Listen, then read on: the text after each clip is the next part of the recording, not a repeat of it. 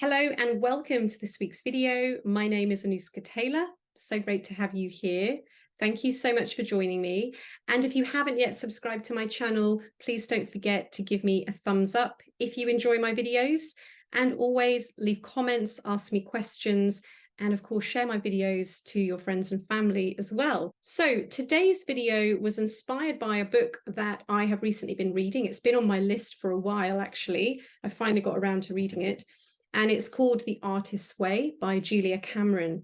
And specifically, the chapter about the shadow artist really resonated with me, and I think is so pertinent to so many people. So I want to talk today about this idea of being a creative or an artist and why many of us reject it. As she says, we push it into the shadow. And because of my Jungian psychology work, I'm all over the persona shadow work as well. So it particularly interested me. So why do many of us reject it? How do we know if we've rejected it? And then how we can start to perhaps bring more of this into our life. So that's what I want to talk about today. I often hear from people that they will say to me, I'm just not a creative. I'm just not an artist. That's for those people over there. And I think often when we think of a creative, artistic person, we tend to lump them into music, into acting, into painting, drawing, sculpting, those types of activities that if you're not doing that, then you're not really a proper artist or creative person. And I think there lies the problem, because truthfully, if you're human, which presumably you are if you're watching this video, then your true nature is creative. It's who you are at your core. And this is why I think it can be so painful for us as humans when we reject it. Often we don't know we've rejected it, though. And I want to talk about that a little bit later, which is where the shadow aspect comes in, because the shadow is really parts of ourselves that we've suppressed, that we have pushed away, but it's not conscious. So it's unlikely that you're going to know that you have pushed it away, but there will be telltale signs in things in your life or how you react to certain situations, which I want to talk about later in this video. So let's talk about why we might reject this idea of being an artist or creative. So other than the fact that we might not perceive that we fit into this box of music or painting or drawing or whatever, of what an artistic creative person does, I think there's some other things as well. So first of all, I think part of the issue is people think that you're either born with it or you're not. And so if you're not doing it from the age of 5, then you're not a proper artist. Because honestly, we do hear about some of the greatest people in the world in their fields usually have been doing it for a long time. You know, they picked up the guitar when they were 6, or they were playing drums from 5, or, you know, and you hear about this all the time. They start drawing from a very young age. They just innately start doing it. So I think that is often a barrier to people, because for whatever reason, maybe you didn't do it as a child. Maybe it wasn't encouraged. Maybe your parents didn't have the money to support this dream or this passion that you had. There could be lots of reasons why you never really did it, but it doesn't mean it's not there. So that's the first one. So, you know, I think people often think you're born with it or you're not.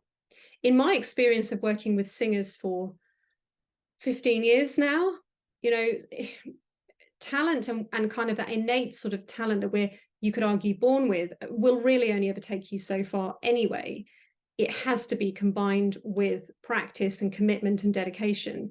And so often people can be very naturally gifted at something, but they don't really do anything with it, in which case, why have the skill?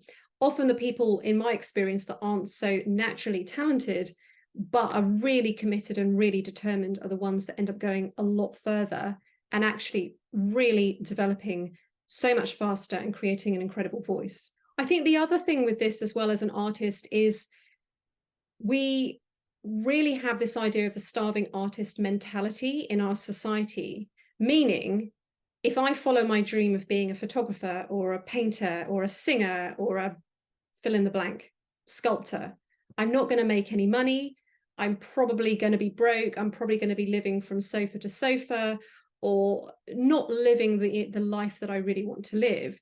Far safer and far better for me to go and get a 9-to-5 job doing something I know doesn't really light me up, but at least I can have that regular paycheck and I can live a kind of comfortable life. So I think often that is drilled into us from a very young age. That was certainly the message I got. And just as an aside with this, I mean, I was singing from like 6 years old. I don't remember ever not singing. And it was supported in my family as long as it was a hobby. But anything outside of that, and it was, no, you need to go and get a proper job, Anuska, you need to go and get a proper degree. You know, you're not going to make any money from music. You're not going to make any money from this. And even at my school, it wasn't really supported as a proper career. So even though I had this gift and this talent, I really pushed it away for a very long time. And I really just did it as a kind of hobby for a long time. And I went to university and I studied politics and English. Don't ask me why, because I'm not actually, I say I'm not interested in politics. That's a bit strong, but it wasn't, I didn't have a particular desire to go into politics. I still don't. But that's what I studied. And it doesn't make any sense. But at the time, given the upbringing I was in and the world I was swimming in, it was like, well, you're not going to make any money from music, Anuska, so go and get a proper job. So that's what I did. And I did go into the corporate world for the first few years out of university because I wanted to, you know, pay my bills and fit in. And I had really bought into this idea of the starving artist. So that's, I think, a big reason people push it away from a very young age. And then also, as I say, this idea of I have to be really good. I think this is a huge, huge barrier for people. I can't be an artist or a creative person if I'm not making money out of this. So if I'm just doing this as a hobby at the weekend, then I can't call myself a creative or an artistic person, because you have to have your art in a gallery, or you have to be selling out shows in a theatre, or, you know, you have to be making a lot of money doing the thing that you do to be considered a proper artist or creative. So I think these are all barriers to people starting to push it away, to reject it. And it's going to depend on your upbringing and what messaging you got. There's obviously societal messaging, I think, that we all kind of get, but then within your individual family units, what was the messaging around creativity and artistry? You know, if you grew up in a family of doctors or a family of lawyers, it's likely that you'll probably go down that path. And if you try and do something artistic or creative, you might get a bit of a backlash. So just to sort of start to pay attention to this. So what happens is we push this away, it gets suppressed, it gets pushed into the shadow. And we think that because we've pushed it away, it's dealt with. How wrong can we be? It doesn't go anywhere when we push it away. It actually takes quite a lot of energy to keep it pushed away. And one of the signs that you might be pushing things away that you don't want to look at is you always have to be busy. You can't be on your own. You can't be in your own thoughts. You have to have the radio on or a podcast on. You always have to be around noise. And actually, it's very uncomfortable for you to be in your own thoughts by yourself. And this is one of the reasons, because the ego knows that if you have too much time in your own thoughts, some of this stuff is going to come to the surface, some of these thoughts, because actually, when we push this away, there is a real feeling of emptiness, of feeling unfulfilled, of this kind of quiet sense of desperation. But if we can just keep ourselves busy and distracted, and, you know, I'm going to just throw myself into my job, even though it's not really where my heart is, or I'm just going to throw myself into my family and just distract myself. You know, children are the greatest distraction there is. So it's very easy to distract ourselves. But if you tune in to that small voice from within, which you only really hear when you're in silence or when you're really in solitude, then that emptiness, then that feeling of unfulfillment comes up to the surface. Then that feeling of, is this all there is? Is this it? You know, comes to the surface. And this is what happened to me. You know, I'd gone into the corporate world, I had taken this job, and I knew in my heart it wasn't what I was meant to be doing, what I wanted to be doing. And I kept trying to push away this voice that was like, this isn't what you're meant to be doing, Anuska. And I was like, no, no, no, no. I need to stay in this job because I need to pay my bills and I need to do blah, blah, blah. And I can't go down that path because I won't make any money and I'll be homeless and etc., etc. So this is what the ego does. It's very, very clever, and it knows what to say to you to get you to stay small and to get you to stay in your box. So that's what happened with me. And eventually, after a number of years went by where I was pushing this away, I eventually decided to take some action. And then I retrained and I started studying voice and started studying teaching, singing, etc. But it took me a few years to have the courage to leave the corporate world. So I say this with a lot of compassion, because even as someone that knew I had a gift and a passion for something, I still had a lot of fear around pursuing it. And I was very much this artist, this shadow artist. So what are the signs then? I've kind of alluded to some of these, but what are the signs that you might have pushed away this creative passion, this artistic desire within you? So the first one is you can't be by yourself. Like, you can't be in your own thoughts. You always have to be busy, or you always have to have music on or a podcast on, or you have to be distracted all the time. And the only time you're actually in silence is when you're asleep. But even then you could argue that's a distraction, because then you're asleep anyway. So if that's something for you, just start to pay attention to, what am I actually running away from? What am I actually fearing about being in solitude, in silence, being with my own thoughts? I know so many people like this, I'm not going to mention any names, who literally cannot be by themselves, who cannot be in silence. They have to have some noise on at all times. Another one is that we know we're in a job, like I mentioned. I knew I was in a job that I wasn't passionate about, but I had just bought into this whole story that we're sold in society, that you just need to go and get a proper job to pay your bills. And so that's what I had done. And we know this. In our heart, again, if we are willing to silence the mind and connect to that part of ourselves, we will very, very quickly know that this isn't really what I'm meant to be doing. Now, I'm not suggesting that you just quit your job and you go and start singing on stage, but there would be things, which is what happened with me, there would be things that you could do while you're still in that job. And so, for example, with me, I still work full time. Maybe I'd gone down to part-time at this point. I did start to go down to part-time, but I started doing all my training in the weekends and the evenings. And so I was still working full-time, but I started my training, and it was exhausting. I'm not going to lie. I mean, I was basically doing 2 jobs, but I was so passionate about it. And I knew that, this would appease my ego. It kept money coming in, but it meant I was also moving towards what I really wanted to be doing and what I knew I'd always wanted to be doing. And actually then I just incrementally dropped down my days from 5 days to 4 days to 3 days. And then I think I left. And I was lucky enough, admittedly, that I had an amazing boss who really supported me in this and allowed me to go from full-time to part-time. I know that isn't always the case with everyone, but I do think if you have the desire and the passion, you can always find a way. There is always a way. So that's the first one. Now, the second one is a little sneakier. And again, I'm basically talking about myself in this video. So the next one is a little sneakier, because often what we'll do is, when we really want to be, say in my case, a singer, and we've got a passion for singing, we've got a passion for voice. Initially, I had this kind of corporate job, which was completely disconnected to that. There was no relation to that at all. But then I moved into voice teaching and voice coaching, but I still wasn't singing. And so I thought I could live vicariously through my students.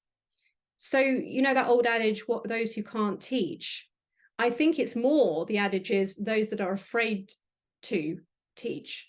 Often, not always, I'm not saying this about every single teacher, but again, check in with yourself. Am I teaching because I don't believe I'm good enough to do the thing professionally that I'm teaching? That was certainly the case for me. So there's no judgment here at all. This is just about being really honest with yourself. And so often we go into a job that's close to what we want to do, but isn't what we want to do, because we don't believe we're good enough. We don't believe we're experienced enough or qualified enough or fill in the blank. And so if I do a job that's close to that, then I'm sort of vicariously living in that world. It worked for me for a few years. It did feed that part of myself, having come from the corporate world to then teaching singing and working with singers. It did fulfill that, but it got to a point where it wasn't enough, because I knew, again, in my heart, I still wasn't singing. I still wasn't actually using my voice to its fullest. And so it's different stages of this kind of shadow artist. You know, we can be working in the corporate world, we can become a coach or a teacher or a tutor, but we're still not really doing the thing because we don't believe we're good enough to do the thing. So I want to make this really clear. If you're consciously being a tutor or a teacher, that's not who I'm talking about here. But I think a lot of us, including myself, go into it because we don't think we're good enough to do the thing. So, and we are, this is the truth, we are good enough to do the thing. So another really interesting point that Julia made is often we will go into a career, if it's not like a teacher or a tutor or a coach in that field, then we also might go into the critic. So we might become the food critic or the music critic or the theatre critic, but we've never actually done the thing that we're criticizing people for. So we're the music critic, but we've never actually played in a band ourselves or sung on stage, but we're criticizing and judging other people for what they're doing. And again, this is about awareness. This is about, am I doing this because I don't think I'm good enough to play in a band or create amazing food? So I'm going to be a critic instead and judge other people from the sidelines for this thing that they're doing. So again, these are all signs that we have suppressed this inner creative artistic person within ourselves. And so we take a job close to it, but not it. And we can become very critical and judgmental of other people in that role. And this is the big shadow giveaway. If you have a lot of judgment around people who are, I'm using the example of singing because I'm a singer. So if you watch singers and you're always kind of, you don't even have to say this out loud, but internally you are judging them and criticizing them and thinking that was rubbish, or I would have sung that so much better. You know, that's a sign that it's pointing to your shadow. It can also go the other way as well with the shadow. It's not just criticizing and judging, but it's also idolizing. So again, if you are idolizing people and saying, oh my God, that person's amazing, they're an incredible painter, they're an incredible dancer, they're an incredible singer, and you put people on a pedestal, that is equally showing you this shadow part of yourself that you have suppressed. So it's very cunning, and you really have to look at, essentially, what am I projecting onto other people? Am I projecting criticism and judgment, or adoration and idolization? Because either side, it's two sides of the same coin.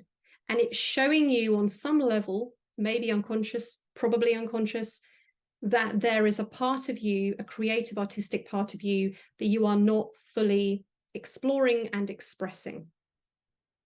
And it's so important because, as I say, this is part of who we are.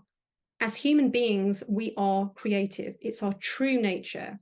And that's why it's so painful when we don't explore it, when we don't actually follow through and we push it away. And like in my case, we become a voice coach, but we're still not singing.